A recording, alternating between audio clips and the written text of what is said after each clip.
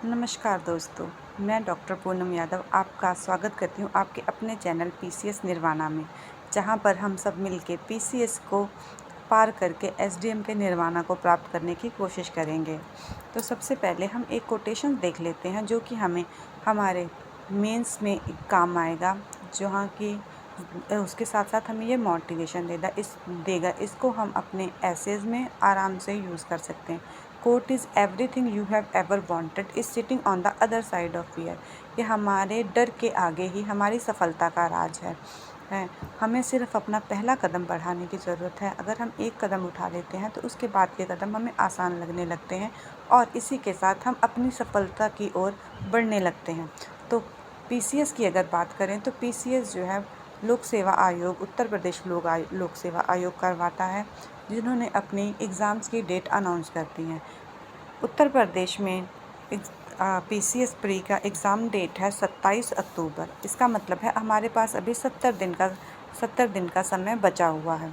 इन 70 दिन में अगर हम अच्छे से मेहनत करके और अपनी तैयारी को एक स्ट्रीमलाइन करके पढ़ते हैं तो हम आसानी से अपने टारगेट को अचीव कर सकते हैं। उसी तरह दूसरा एग्ज़ाम जो इस साल में होना है वो है यूपी पीसीएस आरओ का। इसका प्री 22 दिसंबर को होना तय है, जिसके लिए हमारे पास तकरीबन 100 दिन के आसपास जो है बच रहे हैं। इन 100 दिनों में हमें हिंदी के साथ जीएस को पढ़ना है। हम इन दोनों एग्ज़ाम्स को एक साथ तैयार कर सकते हैं। हमें सिर्फ आरओ के लिए एक्स्ट्रा हिंदी को पढ़ना पड़ेगा। तो हम अभी, क्योंकि हमारा पहला एग्ज़ाम पीसीएस है, तो इसलिए हम इसीलिए पीसीएस के ऊपर ज़्यादा फोकस करते हुए चलेंगे और उस पर अपनी नज़र बनाए रखेंगे। किसी भी एग्ज़ाम को पार करने के लिए उसका सबसे इम्पॉर्टेंट पॉइंट होता है उसके सिलेबस को जानना। सिलेबस जानने के लिए हम इस यूपी पीसीएस की वेबसाइट से सिलेबस को डाउनलोड कर सकते हैं और वहाँ से अच्छे से सिलेबस को पढ़ सकते हैं। और क्योंकि जब तक हमें हमारा सिलेबस नहीं याद होगा तब तक हम नहीं समझ पाएंगे कि हमें क्या पढ़ना है और क्या छोड़ना है। पीसीएस जैसे एग्ज़ाम में ये जानने से ज़्यादा कि हमें क्या पढ़ना है, ये जानना हमें इम्पॉर्टेंट है कि हमें क्या छोड़ना है। तो अगर हम एक नटशेल में यूपी पीसीएस के सिलेबस की बात करें तो इसमें 8 टॉपिक्स इम्पॉर्टेंट 8 सब्जेक्ट्स इम्पॉर्टेंट निकल के आते हैं, जिसमें से सबसे इम्पॉर्टेंट है करंट इवेंट्स का। करंट इवेंट्स में जो है हम नेशनल और इंटरनेशनल लेवल के इम्पॉर्टेंट इवेंट्स डिस्कस करेंगे, जिसमें स्पोर्ट्स से रिलेटेड, वॉरफेयर से रिलेटेड, पर्सनैलिटीज़ से रिलेटेड या एक्सरसाइज होने वाली एक्सरसाइजेज हैं या समिट्स हैं, उनसे रिलेटेड सारी भी चीज़ों को हम कवर करेंगे।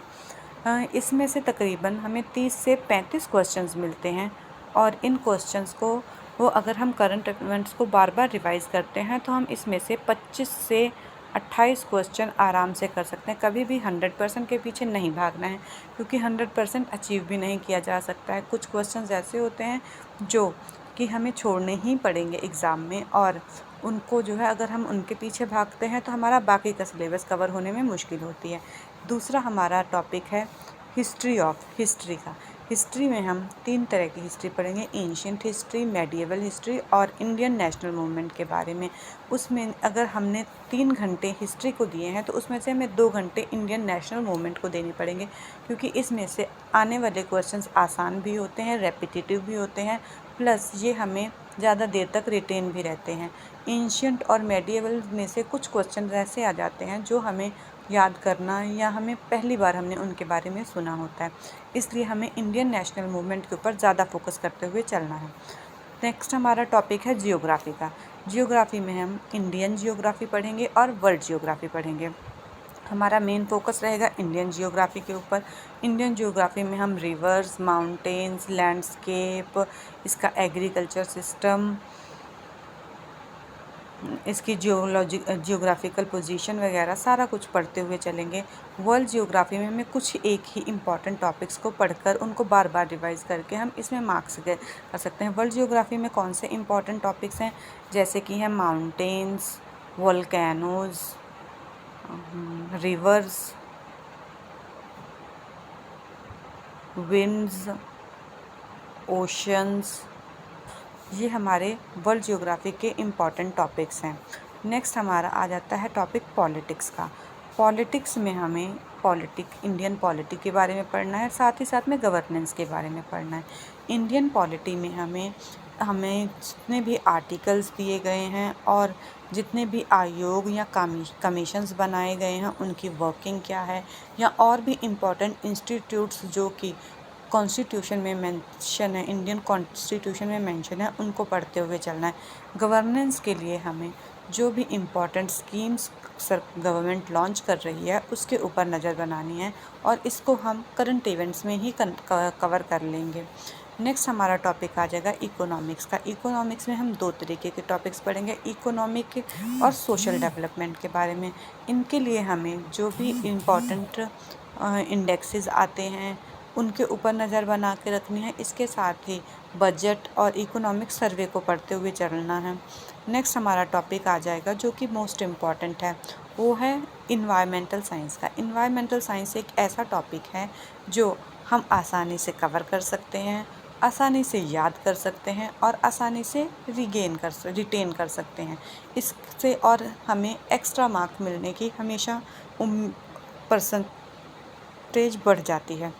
तो क्या करना है, हमें इसमें इन्वायरमेंटल इकोलॉजी पढ़नी है, बायोडाइवर्सिटी के बारे में पढ़ना है और क्लाइमेट चेंज के बारे में पढ़ना है। यहाँ पर एक मार्क्स बूस्ट करने का ये बहुत ही अच्छा सब्जेक्ट है। नेक्स्ट हमारा टॉपिक है जनरल साइंस का। क्योंकि साइंस तो हमारे डेली लाइफ का पार्ट है तो इसीलिए हमें साइंस तो पढ़नी ही पड़ेगी, लेकिन साइंस में हमें बायोलॉजी के पोर्शन के ऊपर ज़्यादा ध्यान देना है, क्योंकि बायोलॉजी के पोर्शंस में से क्वेश्चंस भी ज़्यादा आते हैं, प्लस ये इन्वायरमेंटल साइंस से रिलेटेड होने की वजह से आसानी से कवर की जा सकती है। नेक्स्ट हमारा आ जाएगा यूपी स्पेशल का। यूपी स्पेशल में हमें यूपी के बारे में, क्योंकि हम इसमें स्टेट स्पेसिफिक पढ़ेंगे, स्टेट की जितनी भी जो है इम्पॉर्टेंट एस्पेक्ट्स हैं, जैसे कि हिस्ट्री हो गया स्टेट की, जियोग्राफी के बारे में, इसकी इकोनॉमी कैसी है और यहाँ पे एग्रीकल्चर सिस्टम कैसा है, पॉपुलेशन कितनी है, ये सारा कुछ हम इसको पढ़ते हुए चलेंगे। तो ये हो गया हमारा सिलेबस। अब क्योंकि हमने जो है इसको हमें ऑलमोस्ट 100 क्वेश्चंस करेक्ट करने का टारगेट लेके चलना है। तो अगर हम देखें कि हमारे 100 क्वेश्चंस कैसे होंगे, उसको डिस्कस करने से पहले हम एक बुक लिस्ट के ऊपर कर लेते हैं कि हमें कहाँ से क्या पढ़ना है। तो क्योंकि पेपर 1 में जनरल स्टडीज़ का पेपर आता है तो मैंने बुक लिस्ट जो दी है वो हिंदी और इंग्लिश मीडियम दोनों के लिए है। इसके लिए हमें हिस्ट्री पढ़नी है। एंशिएंट हिस्ट्री के लिए RS शर्मा को, मेडिएवल हिस्ट्री के लिए सतीश चंद्रा को और इंडियन नेशनल मूवमेंट के लिए स्पेक्ट्रम की बुक को ही रेफ़र करना है। स्पेक्ट्रम की बुक बहुत ही इम्पॉर्टेंट है, आसान भाषा में लिखी गई है और इसे के पीछे दिए हुए इंडेक्स इतने सही हैं कि अगर हमें लास्ट में सब कुछ रिवाइज़ करना हो तो इसके इंडेक्सेस को पढ़कर ही रिवाइज़ किया जा सकता है। इसी के साथ हमें घटना चक्र पूर्वावलोकन की बुक के ऊपर को भी पढ़ना है, क्योंकि घटना चक्र पूर्वावलोकन में जो है प्रीवियस ईयर क्वेश्चंस हैं, साथ ही में वो दूसरे आयोग में पूछे गए क्वेश्चंस का भी संग्रह है। तो हमें हर सब्जेक्ट की घटना चक्र पूर्वावलोकन की बुक को पढ़ना ज़रूरी है। इससे हमें हमारे अगर प्रीवियस ईयर क्वेश्चन आता है तो वो गलत होने की संभावना कम हो जाती है। नेक्स्ट हमारा है इंडियन पॉलिटी। इंडियन पॉलिटी के लिए लक्ष्मीकांत सबसे बेस्ट बुक है। इसी में से हमने कुछ सारे टॉपिक्स पढ़ने हैं, लेकिन कुछ इम्पॉर्टेंट टॉपिक्स हैं जैसे फंडामेंटल राइट्स हो गया, फंडामेंटल ड्यूटीज़ हो गया, DPSP हो गया। तो इनको हमने बहुत ही अच्छे से, इनके आर्टिकल हमें बिल्कुल अच्छे से रटे होने चाहिए, तभी हम मार्क्स जो है गेन कर पाएंगे।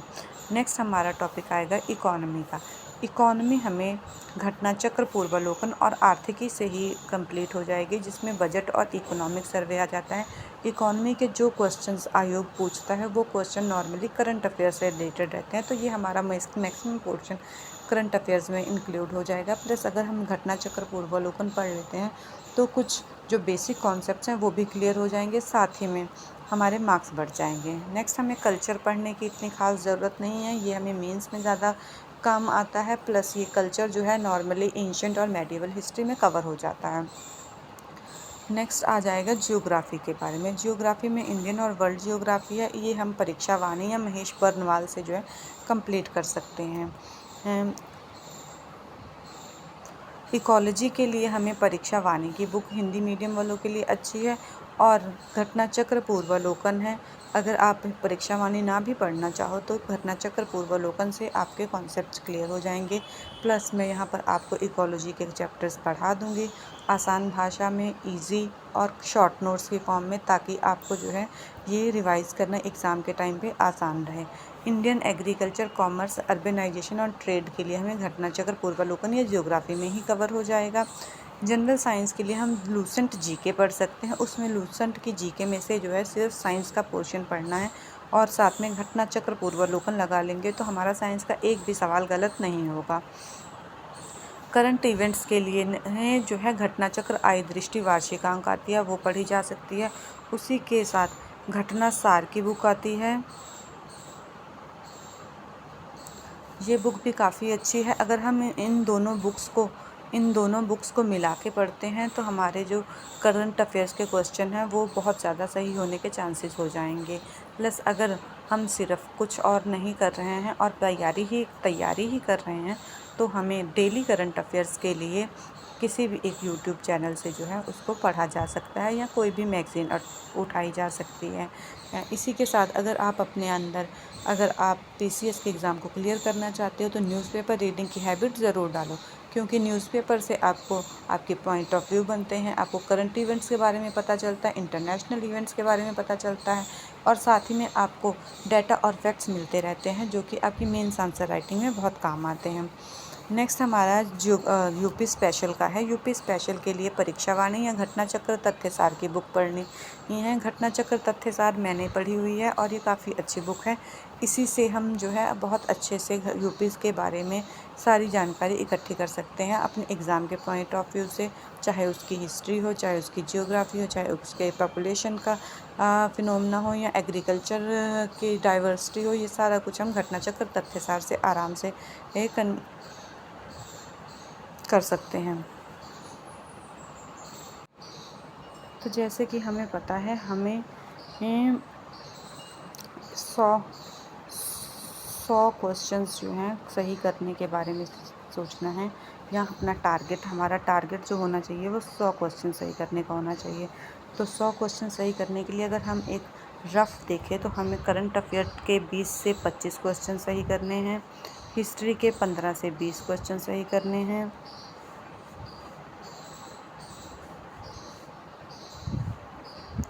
बीस से 25 करंट इवेंट्स के, 15 से 20 हिस्ट्री के, 10 से 15 इसके जियोग्राफी के,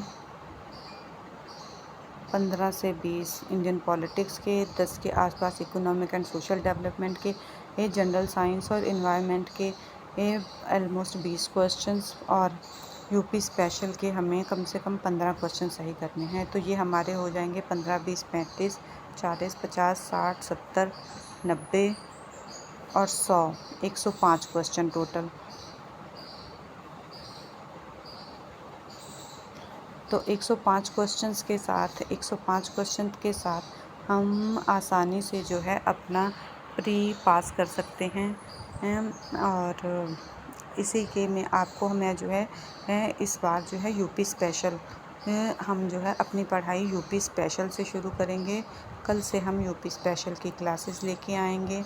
शॉर्ट वीडियोस रहेंगी 15 to 20 मिनट की, और आसानी से आपको हम कवर कराते चलेंगे ताकि आपको जो है ज़्यादा मेहनत ना लगे और आप इन वीडियोस को उठते बैठते चलते खाते पीते किसी भी टाइम देखकर अपना जो है टारगेट अचीव कर सकें और रिवीजन में आपको हेल्प होती रहे।